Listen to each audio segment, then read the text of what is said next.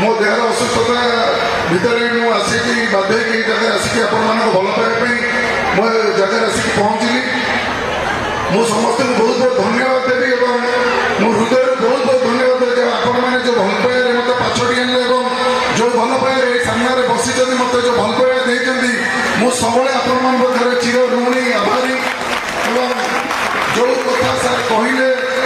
मु मंच उपर गोटे कथा कहूँ सर्टकट गोटे कथा कहूँ ये स्कूल रूपांतरीकरण एवं आमर जो सरकार स्कीम आसी गोदावर्ष स्कूल करने निश्चय मैं मंच उपर आज आह्वान कर डिक्लेयर करके आज आमर स्वप्नेश्वर उच्च विद्यालय आज यही पैसर पंचायत गोदावर्ष स्कूल स्कूल को आम निश्चय भर्ती करूँ स्कूल गोदावर्ष करूँ गोदावर्ष स्कूल हाराहारी 4 कोटी रु 5 कोटी टंकार आर्थिक आसो स्कूल मॉडल चेंज हम यहाँ मंचर डिक्लेयर कलु यहाँ पूरे